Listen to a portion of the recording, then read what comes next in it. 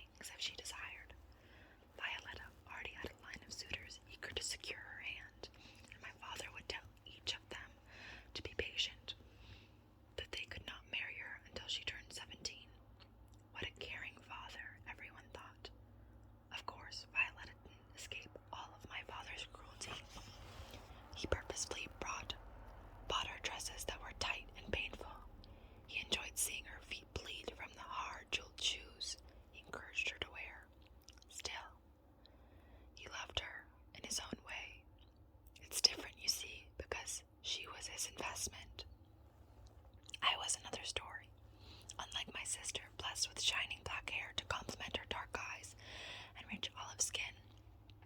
I am flawed. And by flawed, I mean this.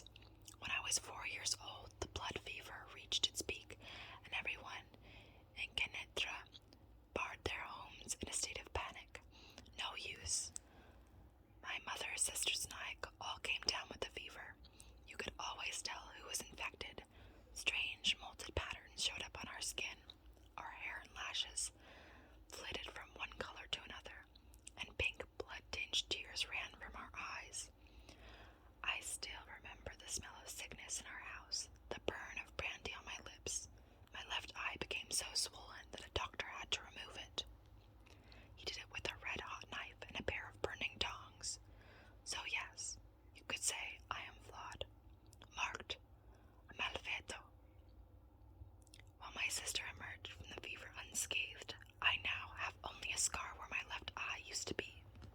While my sister's hair remained a glossy black, the strands of my hair and lashes turned a strange, ever-shifting silver, so that in the sunlight they looked close to white, like a winter moon, and in the dark they changed to a deep gray, shimmering silk, spun from metal.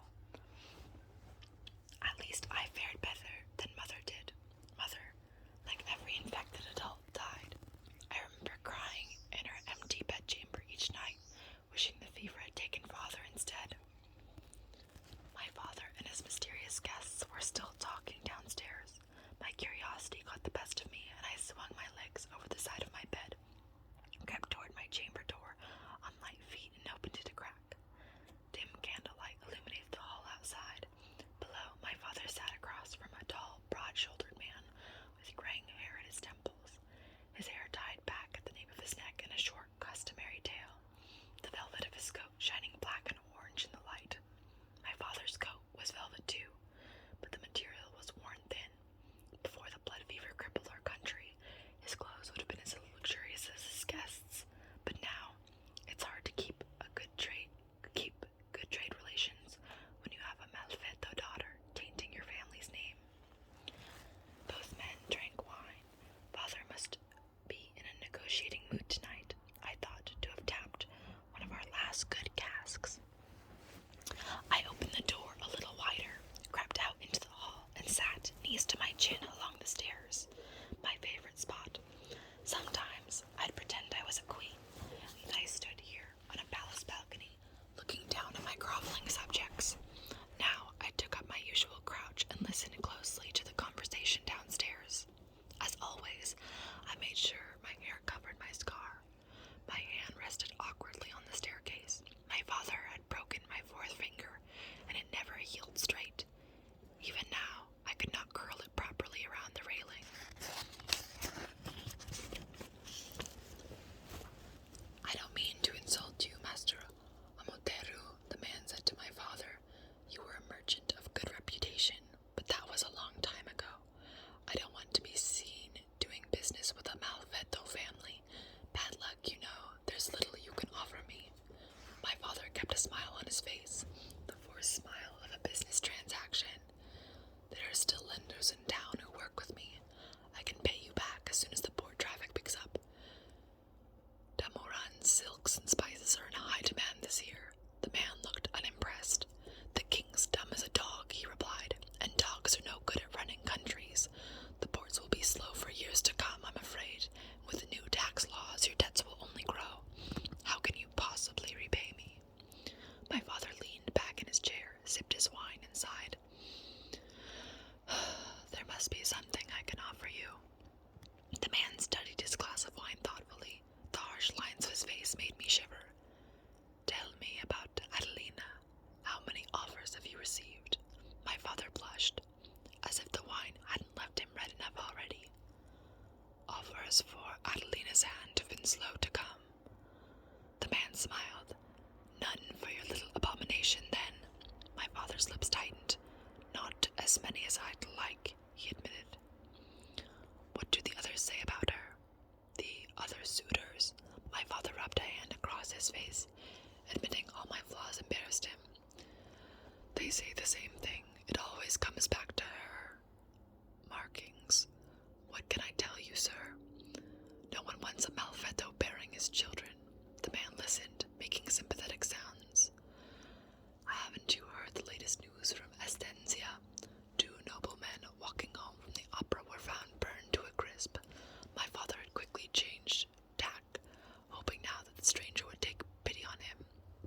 Scorch marks on the wall, their bodies melted from inside out. Everyone is frightened. Oh my gosh, sorry. Frightened of Malfetto, sir. Even you are reluctant to do business with me. Please, I'm helpless. I knew what my father spoke of. He was referring to very specific Malfettos, a rare handful of children who came out of the blood fever with scars far darker than mine, frightening abilities that don't belong in this world. Everyone talked about these Malfettos in hushed whispers. Most feared them and called them demons. But I secretly held them in awe. People said they could conjure fire out of thin air, could call the wind, could control beasts, could disappear, could kill in the blink of an eye. If you search the black market, you'd find flat wooden engravings for sale, elaborately carved with their names, forbidden collectibles that supposedly meant they would protect you, or at the least, that they would not hurt you. No matter the opinion, everyone knew their names. The Reaper, Macchiano, the Windwalker, the Alchemist, the Young Elites. The man shook his head. I've heard that even the suitors who refuse Adelina still gape at her, sick with desire. He paused. True, her markings are unfortunate, but a beautiful girl is a beautiful girl. Something strange glinted in his eyes. My stomach twisted at the sight, and I tucked my chin tighter against my knees as if for protection. My father looked confused. He sat up taller in his chair and pointed his wine glass at the man. Are you making me an offer for Adelina's hand? The man reached into his coat to produce a small brown pouch, then tossed it onto the table. It landed with a heavy clink. As a merchant's daughter, one becomes well acquainted with money, and I could tell from the sound and from the size of the coins that the purse was filled to the brim with gold talents. I stifled a gasp. As my father gaped at the contents, the man leaned back and thoughtfully sipped his wine. I know of the estate taxes you haven't yet paid to the crown. I know of your new debts, and I will cover all of them in exchange for your daughter, Adelina. My father frowned. But you have a wife. I do, yes. The man paused, then added, I never said I wanted to marry her. I'm merely proposing to take her off your hands. I felt the blood drain from my face. You want her as your mistress, then?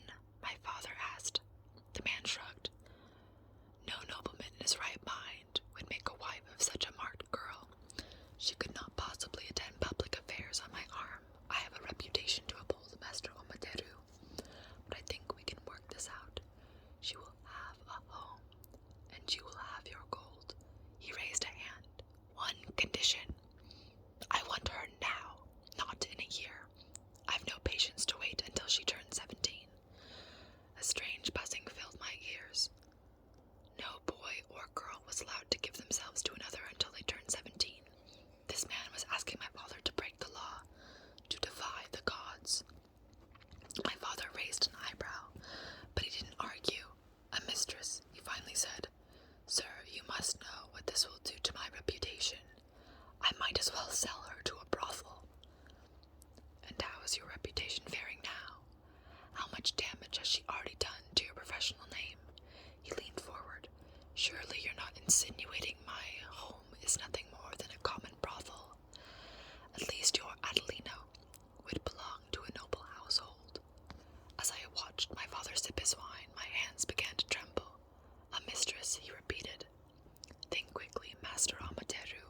I won't offer this again. Give me a moment, my father anxiously reassured him. I don't know how long the silence lasted, but when he finally spoke again, I jumped at the sound. Adelina could be a good match for you. You're wise to see it. She is lovely, even with her markings, and spirited. The man twirled his wine, and I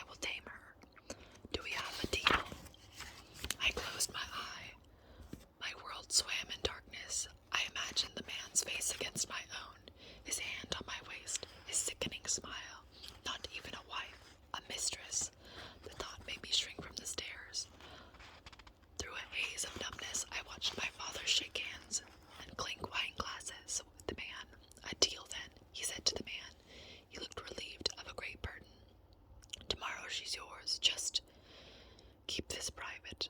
I don't want inquisitors knocking on my door and fining me for giving her away too young. She's a malfetto, the man replied. No one will care. He tightened his gloves and rose from his chair in one elegant move. My father bowed his head.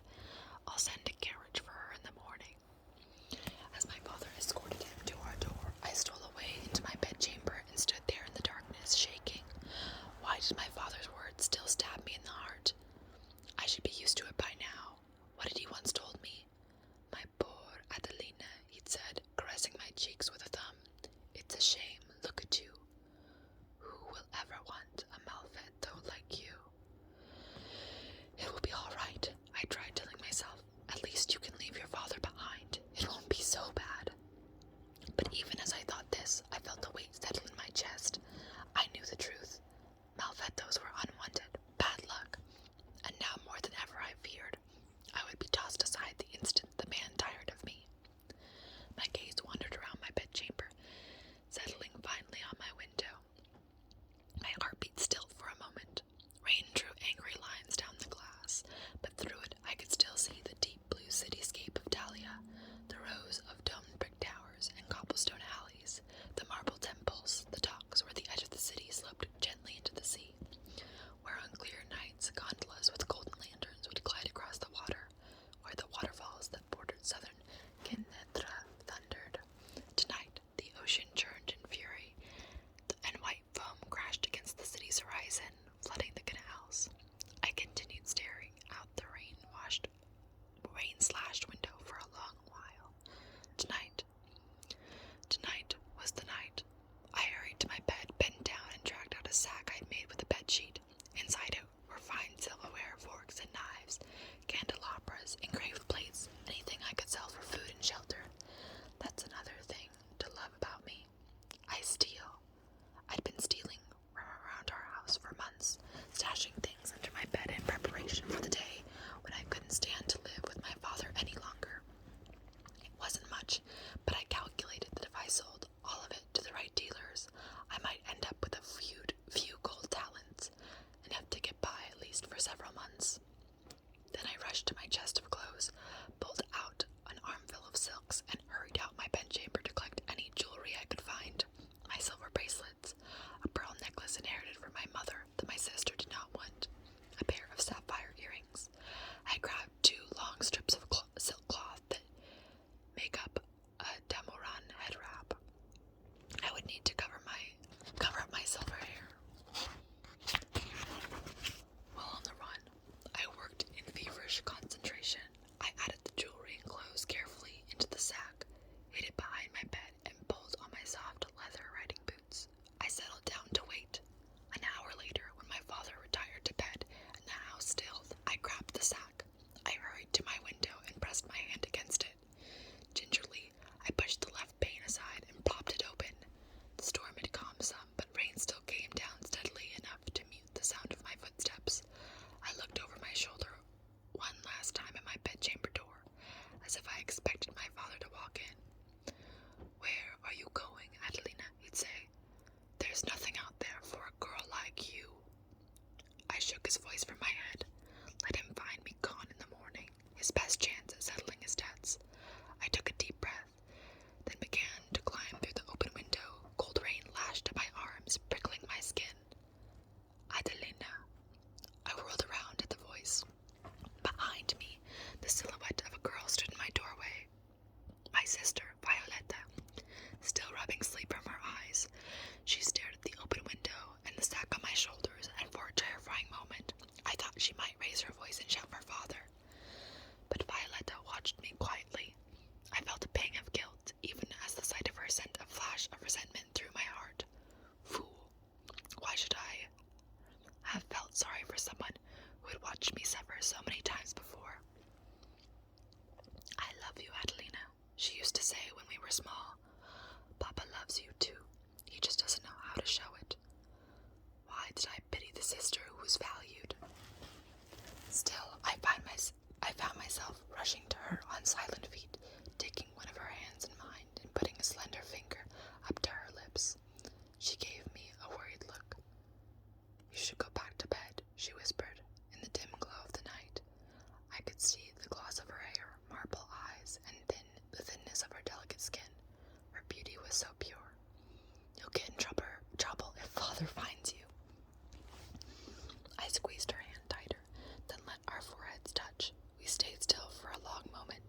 seemed as if we were children again, each leaning against the other. Usually, Violetta would pull away from me, knowing that Father did not like to see us close. This time, though, she clung to me, as if she knew that the night was something different.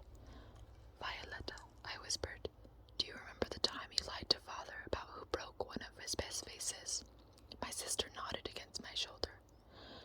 I need you to do that for me again. I pulled far away, enough to tuck her hair behind her ear. Don't say a word. She didn't reply. Instead, she swallowed and looked down the hall towards our father's chambers.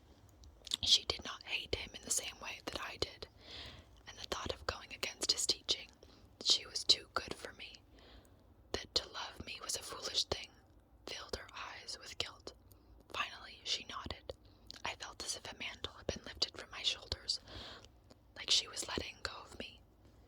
Be careful out there. Stay safe. Good luck. We exchanged a final look. You could come with me, I thought, but I know you won't. You're too scared. Go back to smiling at the dresses that Father buys for you. Still, my heart softened for a moment. Violetta was always the good girl. She didn't choose any of this. I do wish you a happy life. I hope you fall in love and marry well. Goodbye, sister. I didn't dare wait for her to say anything else. Instead, I turned away, walked to the window, and stepped onto the second floor ledge. I nearly slipped. The rain had turned everything slick, and my riding boots fought for grip against the narrow ledge. Some silverware fell out of my sack, clattering on the ground below. Don't look down. I made my way along the ledge until I reached a balcony, and there I slid down until I dangled with nothing but my trembling hands holding me in place. I closed my eye and let go. My legs crumpled beneath me when I landed. The impact knocked the breath from my chest, and for a moment I could only lie there in front of our house, drenched in rain, muscles aching, fighting for air. The strands of my hair clung to my face. I wiped them out of the way and clawed onto my hands and knees.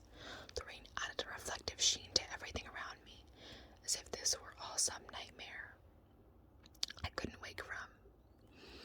My focus narrowed. I needed to get out of here before my father discovered me gone.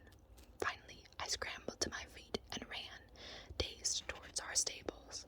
The horses paced uneasily when I walked in, but I untied my favorite stallion, whispered some soothing words to him, and saddled him. We raced into the storm. Okay, I think I'll continue this in the next video. But interesting. I guess it's a young adult fantasy novel. You know, I guess the name, The Young Elites, I had a suspicion